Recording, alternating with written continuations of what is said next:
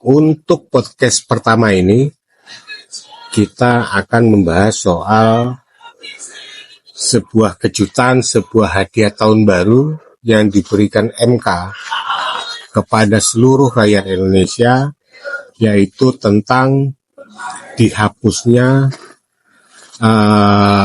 ambang batas untuk syarat pencalonan presiden dan wakil presiden. Untuk yang pertama ini saya mengundang seorang pengacara muda, seorang advokat, seorang praktisi hukum juga, doktor ya, kandidat doktor,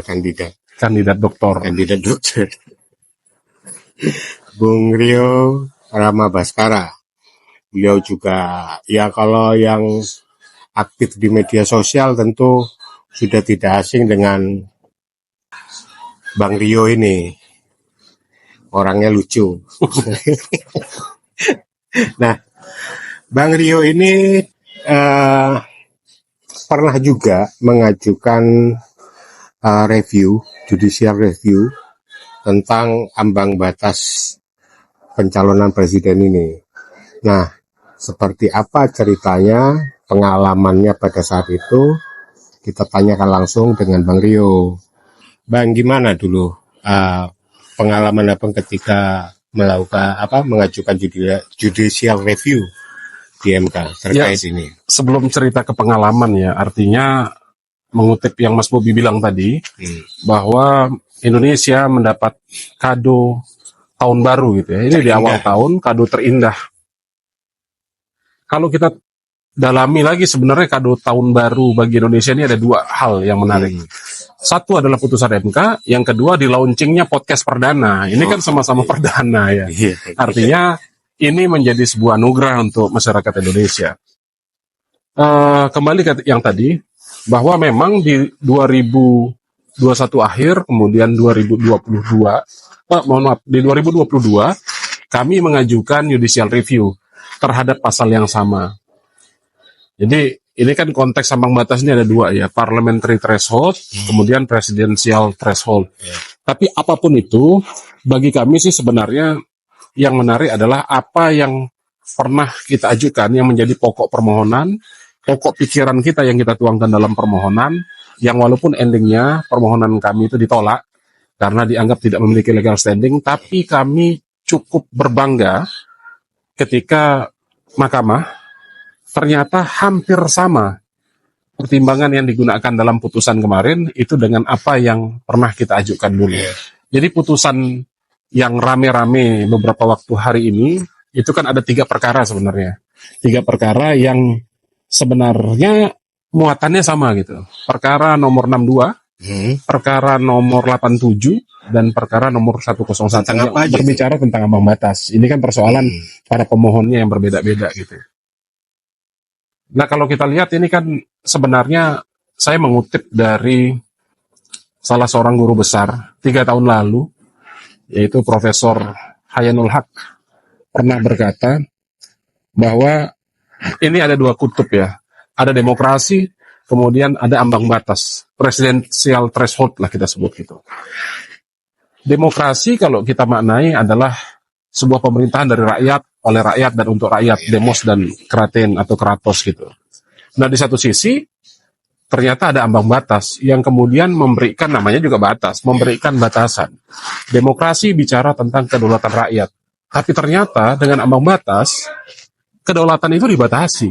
Ini kan agak sedikit kontradiktif, sehingga lahirnya putusan MK yang menurut saya sangat progresif ini menjadi kado terindah bagi kita bangsa Indonesia. Jadi kita sudah memasuki satu fase di mana demokrasi ini kita bisa pastikan ke depan ini akan baik-baik saja. Masa depan Indonesia akan baik-baik saja. Kita mulai dengan 2025, MK menghadiahi sebuah putusan yang di mana kedaulatan rakyat menjadi hal yang patut untuk dikedepankan.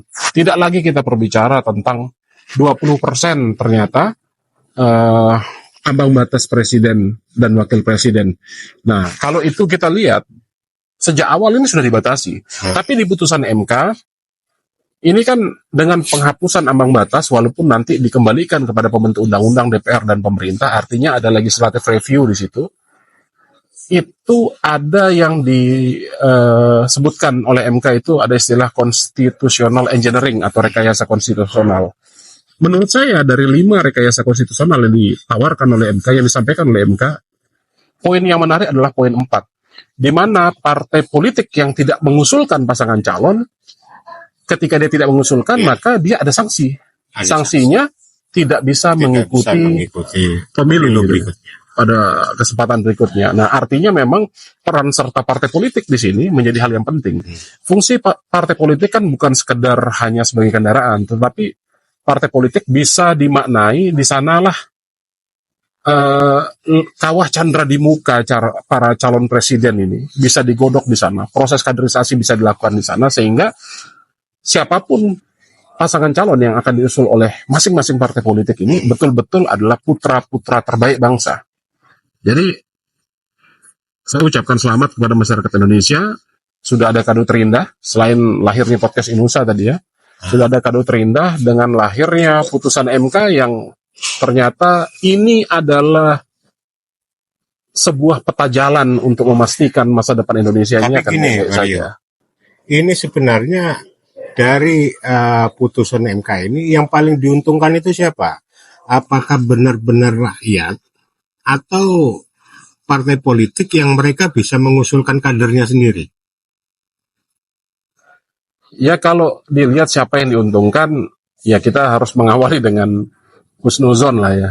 Kita berharap bahwa yang diuntungkan di sini adalah bangsa Indonesia. Konteksnya di situ ada masyarakatnya, kemudian ada partainya. Nah, menarik tadi, siapa yang bisa diuntungkan? Selama ini, kalau kita berbicara yang paling diuntungkan, selama ini yang seolah-olah memiliki tiket emas untuk mengusul atau mengusung pasangan calon itu adalah mereka-mereka yang bercokol di DPR. Partai-partai yang memiliki keterwakilan di DPR. Tapi kalau kita lihat, dengan ada putusan ini sebenarnya, partai itu walaupun tidak memiliki keterwakilan di DPR, dia punya hak yang sama. Karena prinsipnya kan, partai ini adalah badan hukum publik. Walaupun tidak memiliki kursi di parlemen, tapi dia memiliki peserta pemilu dan memiliki tanggung jawab yang sama dalam konteks politik. Kita bayangkan saja partai-partai yang ada di DPR RI itu dia memiliki jenjang hierarki sampai pada tingkat desa. Begitu juga partai yang tidak memiliki keterwakilan. Kenapa saya bilang begitu? Karena sebelum menjadi peserta pemilu kan KPU sudah melakukan 2 verifikasi. Ada verifikasi administrasi dan verifikasi faktual.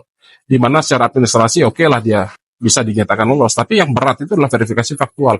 Betul tidak memiliki keterwakilan? Betul tidak sesuai dengan nama-nama yang memang di-upload di sistem data KPU? Keanggotaannya di-upload. Nah, artinya partai-partai walaupun dia tidak memiliki keterwakilan di DPR, tetapi dia memiliki jejaring yang sama dengan partai-partai yang memiliki keterwakilan di DPR. Nah, untuk itu maka jangan berkecil hati partai-partai yang tidak memiliki keterwakilan, tapi ternyata sebesar apapun dan sekecil apapun suara itu akan dimaknai dalam putusan ini. Bahwa partai politik itu bisa mengusulkan pasangan calon. Tapi ini kan artinya, kalau seandainya, artinya ini kan semua partai akan bisa mengusung, mencalonkan kadernya sebagai calon presiden, ya kan? Nah, akan akan banyak ini calon-calon presiden yang muncul. Kalau kita bilang ada 18 partai politik ya, 18 partai politik nasional, maka konsekuensi logisnya adalah masing-masing partai ini mencalonkan. Tetapi ini kan bicara dinamika hukum, bicara dinamika politik, dalam prakteknya nanti bisa jadi 18 ini memiliki semangat atau giroh yang sama untuk mengusulkan, tapi dalam prakteknya ternyata nanti ada yang menjadi bukan hanya partai politik tapi gabungan partai politik, di mana dia mengkerucut untuk bergabung dengan partai lain untuk mengusulkan orang yang sama. Nah, yang menarik adalah tadi statement tadi, mengusung kadernya. Harapan kita yang menjadi calon yang akan diusung oleh partai betul-betul kader yang dari partai itu, jangan sampai menjadi kader-kader yang mendadak kader gitu ya. Artinya orang yang tidak melalui proses kaderisasi yang jelas Ya, di tapi partai kan yang itu pasti, tiba-tiba masuk. yang pasti kadernya juga yang dipilih harus kader yang memang benar-benar dianggap bisa mewakili rakyat Indonesia dong. Ya. Artinya kepentingan rakyat, kepentingan negara. Kalau putusan MK ini kita maknai adalah sebagai sebuah bentuk penguatan demokrasi, konsekuensi logisnya adalah partai melakukan penguatan di internal. Proses penjaringan, proses kaderisasi itu betul-betul harus mumpuni. Apapun kurikulum yang digunakan, betul-betul nanti akan mencalonkan orang untuk menjadi pasangan calon presiden dan wakil presiden, atau mencalonkan anggota legislatif, itu betul-betul orang yang sudah melalui proses tadi. Harapan kita itu, jangan sampai seperti saya bahas tadi, jangan sampai orang-orang yang tiba-tiba menjadi mendadak kader tadi. Artinya karena ada kedekatan dengan orang dalam, atau memiliki bukan hanya soal kapasitas, tapi hanya karena isi tas ternyata menjadi prioritas. Dan ini kan menurut saya akan melemahkan demokrasi. Tapi di partai-partai baru apa mungkin ada kader-kader yang sudah memang benar-benar sudah cocok untuk dicalonkan? Ini partai baru. Kalau partai lama oke lah, mereka sudah melalui banyak pengkaderan, lama pengkaderan. Nah, bagaimana partai baru ketika mereka mau memunculkan kadernya sendiri? Ya tentunya sebelum masuk dalam ranah politik, kita harapkan mereka-mereka yang akan masuk itu, yang masuk diusung oleh partai itu adalah orang-orang yang memiliki track record yang jelas. Artinya proses kaderisasi politik betul dia adalah partai baru. Tidak bisa juga kita maknai orang yang masuk di partai itu, walaupun partai baru tadi adalah politisi baru. Bisa jadi dia cupu di partai baru, ternyata suhu di partai lama gitu. Artinya memang dia menjadi ini pesawatnya baru, tapi ternyata pilot-pilotnya atau kalau dibilang kapal gitu ya, ternyata ABK-ABK-nya ini adalah orang-orang yang mumpuni di partai-partai lama gitu. Makanya bisa jadi partai-partai baru selain menawarkan ide segar, dia menawarkan juga tokoh-tokoh dengan pandangan-pandangan yang segar gitu. Partai baru jangan dianggap cupu gitu, ternyata dia suhu. Nah, ini ada komentar dari netizen di Indonesia yang mengatakan bahwa keputusan MK ini telah membuka kunci yang selama ini dikuasai oleh oligarki. Artinya kan selama ini dianggap bahwa oligarki ini yang menentukan siapa yang pantas dimajukan sebagai calon presiden. Nah, menurut Bang Rio gimana? Kalau pandangan netizen, kita bawa netizen ini kan warga net ya. Kita rakyat bawa rakyat Indonesia. Net namanya juga netizen. Kalau netizen ini kita maknai sebagai warga internet gitu ya. Kita bawa pandangannya menjadi penduduk gitu, menjadi citizen gitu ya. Menjadi citizen saya rasa hampir sama gitu. Harapan kita juga bahwa kepentingan-kepentingan oligarki itu akan terpangkas habis dengan dibukanya ruang, dibukanya satu gembok yang selama ini buntu. Bayangkan saja kalau dibatasi dengan 20%. Jadi seolah-olah orang yang ingin berkontribusi lebih dan orang-orang yang mumpuni untuk Indonesia hanya itu-itu saja. Tapi apa mungkin oligarki itu akan melemah? Ya kalau menilai, ya saya berharap kalaupun akan melemah, ya mudah-mudahan dengan putusan ini dia akan lemah gitu. Putusan ini kan sebenarnya adalah senjata untuk membuka ruang demokrasi menjadi lebih lebar. Kita bisa menawarkan banyak pilihan pada masyarakat. Jangan ini saja gitu loh. Kita bosan menjadi orang-orang yang terpecah belah.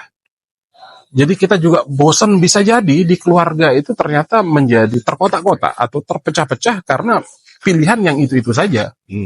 Ya kalau misalnya ada orang melakukan survei lah ya, ada berapa banyak anggota keluarga yang ternyata harus keluar dari grup WhatsApp ketika dia berdebat sama keluarganya sendiri masalah pilihan calon ini.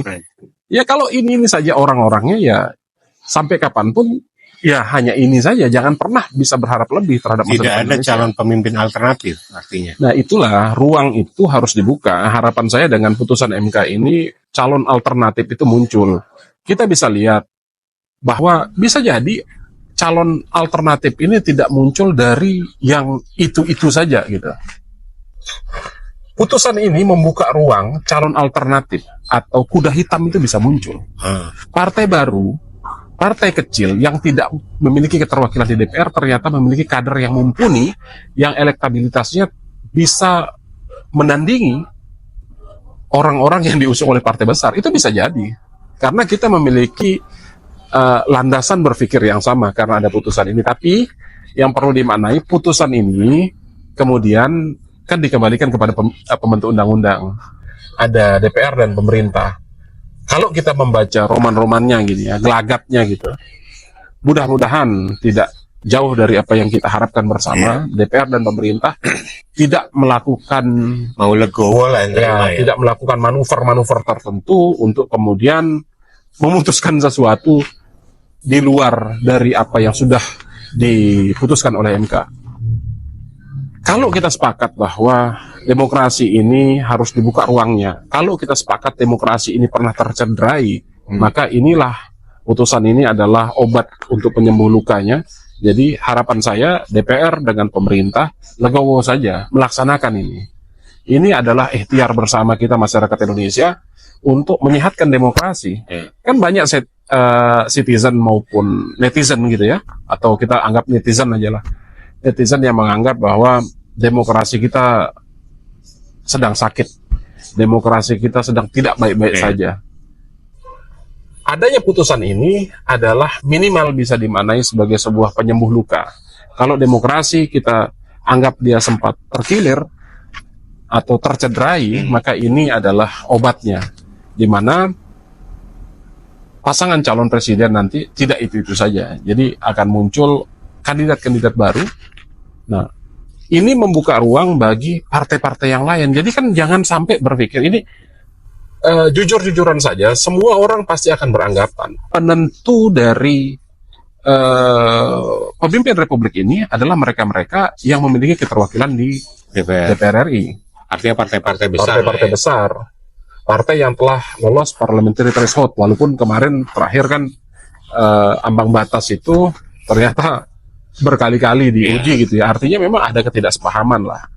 Nah, untuk putusan MK kali ini yang terkait parliamentary presidential threshold ternyata kan tidak diuji 1-2 kali, sudah 36 kali. 36 kali dan Bang Rio salah satunya. Salah satunya. Jadi 36 kali, 36 kali artinya ada 36 orang yang merasa demokrasi kita ini harus diperbaiki gitu ya.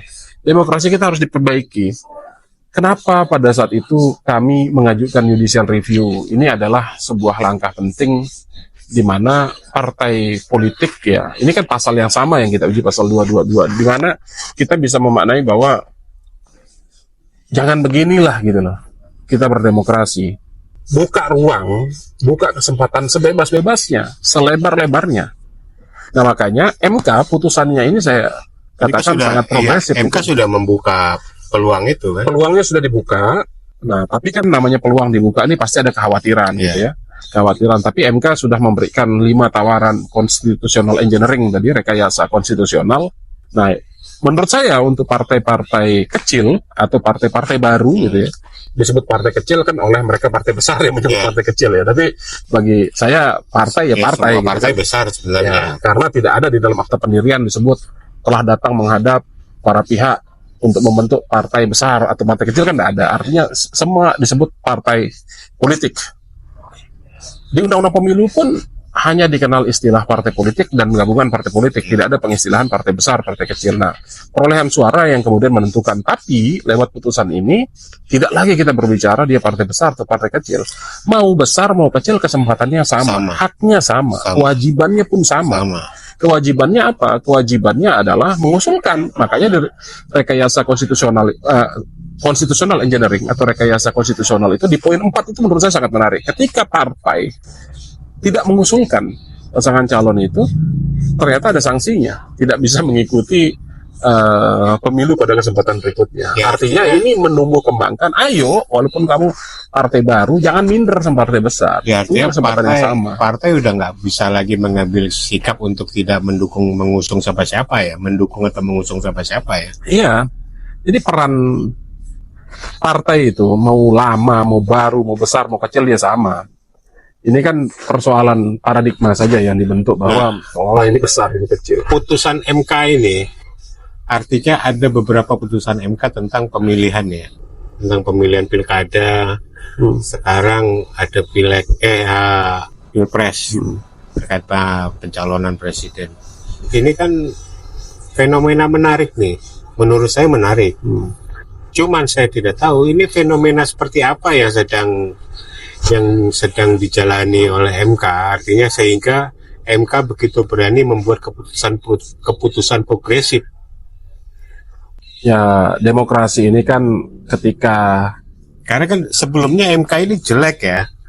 MK ini sebelumnya dianggap jelek karena telah membuat keputusan-keputusan kontroversial terkait pemilihan gitu. Nah, sekarang tiba-tiba MK begitu berani nih. Begitu berani masuk ke wilayah-wilayah pemilihan itu. Artinya wilayah politik tingkat tingginya lah ini gitu kan. MK bisa berani seperti itu. Ini fenomena apa? dan memang sudah seharusnya MK harus mengambil peran. Karena MK ini kan menguji undang-undang atas undang-undang dasar, itu salah satu. Artinya MK ini kan lembaga tertinggi sebenarnya. Lembaga tinggi ya. Lembaga tinggi. Jadi di mana ketika ada undang-undang yang dirasa bertentangan dengan undang-undang dasar, maka bisa diajukan permohonan gitu. Nah, makanya dalam permohonan ini di amar putusannya kan menyatakan dan seterusnya sampai ini adalah inkonstitusional. Artinya dia tidak bersesuaian atau bertentangan dengan undang-undang dasar. Undang-undang pasal yang diuji itu bertentangan dengan undang-undang dasar. Ketika dia itu bertentangan, maka dia inkonstitusional. Harapannya ketika putusan yang inkrah, kalau bahasa MK itu kan final and binding, final dan mengikat gitu ya. Tidak ada upaya hukum juga setelahnya itu ya sudahlah. Pembuat undang-undang DPR dan pemerintah ini menerima saja. Tapi apa DPR masih punya kesempatan untuk merubah kalau setelah ada putusan ini? Kalau kesempatan pasti ada karena dia pembentuk undang-undang kan bisa melakukan legislative review terhadap putusan itu. Artinya masih bisa loh. Masih bisa, cuma kesempatannya menurut saya kecil sekali ya, tipis banget gitu. Karena ini kan ketika putusan ini ada, euforia di masyarakat itu sangat tinggi gitu ya. Ketika pembentuk undang-undang, DPR maupun pemerintah ternyata membuat lagi sesuatu yang ternyata agak bertentangan dengan ini, ya melawan logika publik lah. Apa berani pembentuk undang-undang mengambil resiko sedemikian rupa gitu? Menurut saya kecil kemungkinannya, walaupun ada, tetapi kecil banget gitu. Sehingga dorongan kita bagaimana pembentuk undang-undang, pemerintah dengan DPR, ya sudah legowo saja. Karena inilah jalan tepat atau cara yang paling apa ya, kalau saya sedang memilihkan kalimat yang bagus, supaya juga yang sopan dan saya tidak kena delik gitu ya. Ini adalah obat yang paling mujarab gitu, obat yang paling mujarab untuk menyehatkan demokrasi. Karena demokrasi ini kan orang banyak mengatakan tidak baik-baik saja, maka putusan ini adalah obat untuk membuat dan memastikan ke depannya akan baik-baik saja. Kita akan rindu munculnya kandidat-kandidat baru gitu. Dia maju, bisa jadi kuda hitam gitu ya, menawarkan ide-ide cerdas yang tidak pernah disangka-sangka. Selama ini kalau kita nonton film kan jagoan itu pasti muncul belakangan gitu ya. Dari hal yang tidak disangka-sangka. Atau mereka-mereka yang memang ternyata selama ini hanya mengamati dari luar, tidak mendapat ruang. Nah, untuk itu maka ketika MK sudah membuka keran ini, maka putra-putra terbaik bangsa silahkan dia beradu argumentasi, dia beradu pikiran, beradu pandangan melalui proses kaderisasi yang jelas di partai-partai politik itu. Jadi orang-orang yang diusulkan adalah orang yang sudah melalui proses panjang gitu. Kalau partai itu, partai-partai baru itu, awalnya ketika dia sudah mengantongi SK Kumham, dia melalui proses verifikasi administrasi atau Vermin. Kemudian setelah itu apakah dia cukup? Enggak, masih ada lagi namanya verifikasi faktual atau Verfak. Barulah menjadi P4, Partai Politik Peserta Pemilu. Nah, untuk menjadi pemimpin bangsa ini, memang proses semacam itu harus dilalui. Harus ada verifikasi. minimal memastikan dirinya ini pantas atau tidak. Kemudian dilakukan juga verifikasi di internal partai. Kira-kira kalau mengusung orang ini, kira-kira pas atau tidak? Kira-kira bisa enggak dia beradu argumentasi atau memiliki daya jual atau memiliki daya saing Artinya dengan dari kandidat yang lain? partai politik sendiri juga punya batasan ya, punya batasan, artinya mereka harus tidak sembarangan asal mengusulkan, Ya harusnya, artinya ya kan? harapan kita dengan dibukanya keran demokrasi melalui putusan MK ini, partai politik akhirnya menggunakan peran dan fungsinya secara totalitas gitu ya. Benar-benar memajukan Betul-betul calon memajukan. presiden yang berkualitas. Jadi partai-partai jangan sampai bekerja untuk demokrasi hanya dalam konteks ketika pemilu saja. Tapi ada tidak adanya pemilu, partai itu harus bekerja. Karena partai ini kan memiliki jejaring sampai bawah gitu ya. Memiliki jejaring kepengurusan sampai bawah yang ini harus dihidupkan dengan berbagai macam kegiatan. Entah itu polanya penjaringan calon untuk nanti pileg atau nanti penjaringan untuk DPR, baik pileknya kabupaten kota provinsi gitu ya, maupun RI, atau bahkan nanti pola penjaringan ini dilakukan untuk pemilihan presiden dan wakil presiden. Artinya betul-betul ada kesempatan di mana kita bisa menarik suara dari bawah gitu. Kan bisa mekanisme itu diatur oleh partai. Ketika partai mengusulkan ini, dia bisa lihat ini perangkatnya sampai tingkat bawah, cek ombak gitu. Kira-kira orang ini memiliki daya bertahan enggak ketika diserang? Karena calon yang diusung sama partai yang tidak memiliki keterwakilan di Senayan pasti akan diserang. Ya. Pasti akan diserang, akan diremehkan, itu pasti. Ya. Tetapi bagaimana dia memastikan juga bahwa ketika serangan itu ada, dia bisa bertahan dan setidaknya dia bisa melawan. Karena kalau film-film itu kan mengatakan bahwa bertahan adalah cara terbaik untuk melawan gitu. Dan ini adalah kalimat penutup yang bagus dari Bang Rio ini untuk sesi podcast kita yang perdana ini. Untuk itu saya berterima kasih kepada Bang Rio, juga berterima kasih kepada teman-teman sahabat-sahabat Inusa yang telah menonton tayangan ini sejak dari awal hingga akhir. Untuk itu, sampai bertemu di wawancara-wawancara berikutnya. Salam.